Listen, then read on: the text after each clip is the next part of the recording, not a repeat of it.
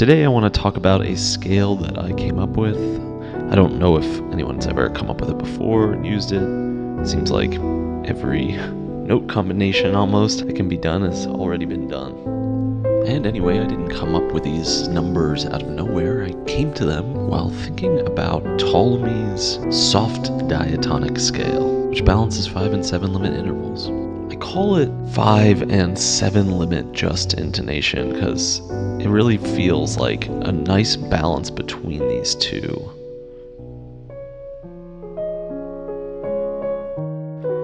I've made a few pieces recently from Chopin and Debussy and Ravel, Prokofiev, using this tuning,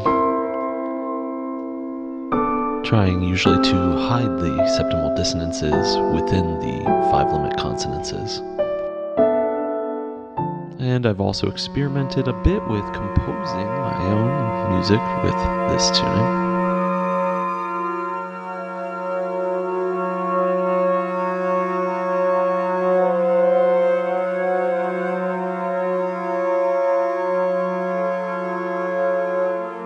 I love the way these intervals behave. So I thought it would be good to unpack this a little bit more and go into a little bit of depth about what this tuning does and what it makes possible and what intervals it contains. And what I love about it is the way that it mixes these very consonant 5 limit intervals, the 6ths and the 3rds, and the more passionate and intense septimal intervals like the septimal minor 3rd and the natural 7th, as well as the 21st harmonic, 21/16, this kind of wonky flat 4th. And this interval is really the key to the whole scale, and its companion 21/20. So 21/16 is the 16th harmonic, and 20/16 is the 20th harmonic.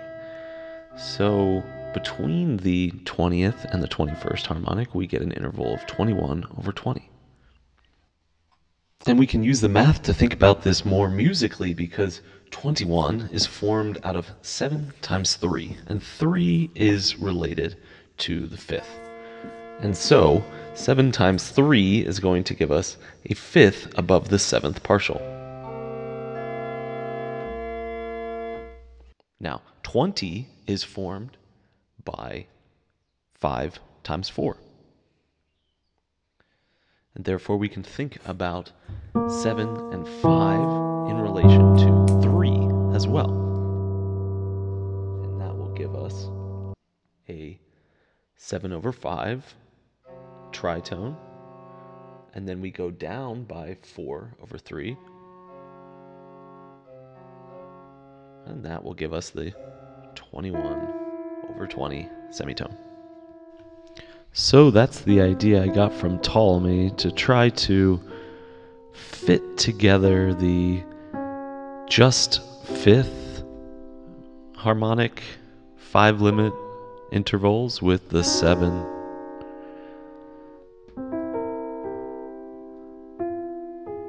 And to avoid the 3 limit. And yeah, just to maximize those 21/20 semitones. And so, of course, the 7/5 is the most immediate relation between 7 limit and 5 limit intonations. And it inverses on the octave axis to form 10/7. If you go up by a 7/5, then you have to go down by a 10/7 to fit in the octave. And while I call this tuning a sort of 5 and 7 limit just intonation, it also involves 3 limit, although it avoids a number of the 3 and 7 limit intervals such as 28/27 and 14/9. And just as 7/5 is the most primary relation between 7 limit and 5 limit, so 5/3 is the most primary fundamental interval within 3 and 5 limit, the major 6th. Now, the most fundamental relation between 3 and 7 is 7 over 6, the septimal minor third. And it is found between the 7th and the 6th harmonics.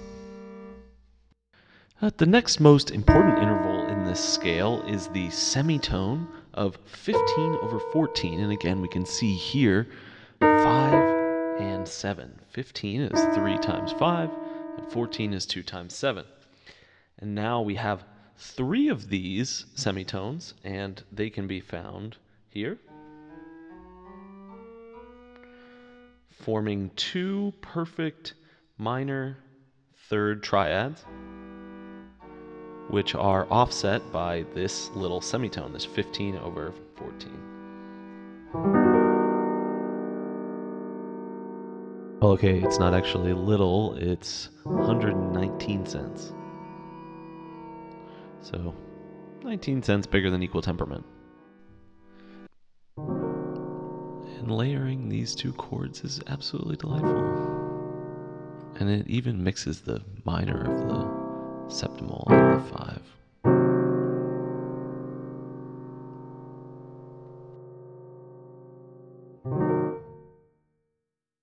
It's also related to this wonderful diminished chord, 7 over 6, 7 over 5, 7 over 4. And this chord is really just an inversion of the 4th, 5th, 6th, and 7th harmonics. Instead of going up a major third, a minor third, and a septimal, we go down a major third, down a minor third, down a septimal third. Another inversion.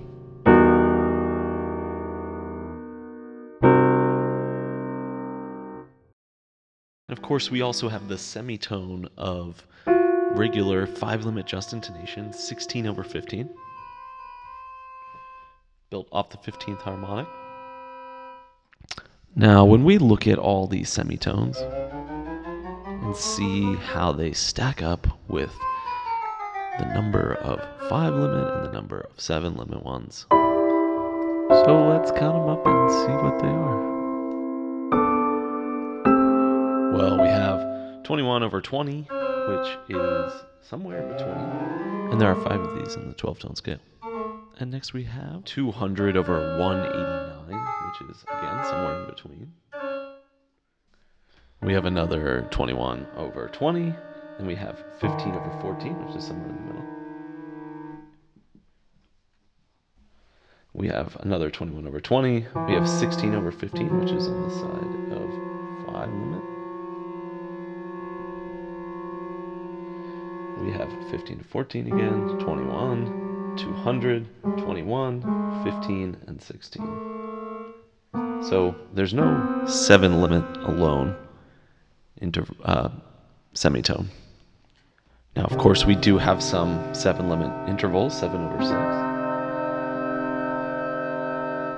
which we could also say 7 over 4 as the natural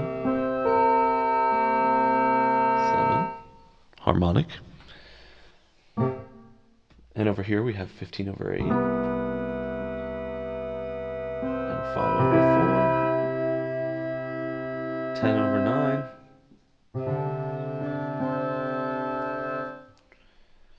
but here we again have 63 over 40, and over here we have 7 over 5 again, 10 over 7. But here we have 21 over 16.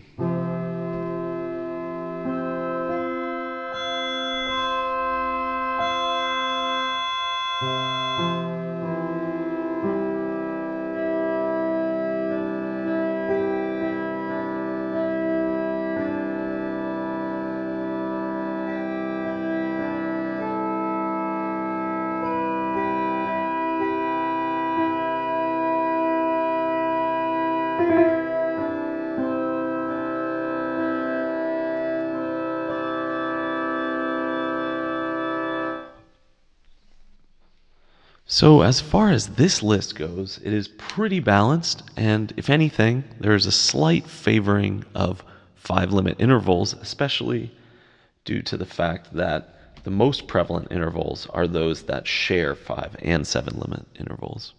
And there are no purely septimal semitones.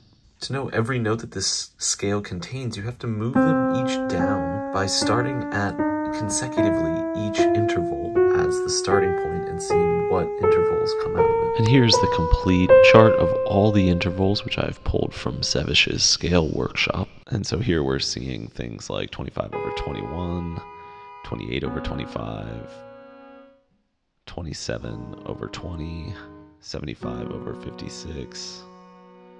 And this is due to the fact that we have preferenced 5 and 7-limit intervals over 3-limit intervals, which would give us whole tones and fourths and fifths. Instead, we have all of these whimsical detuned fourths and fifths and whole tones.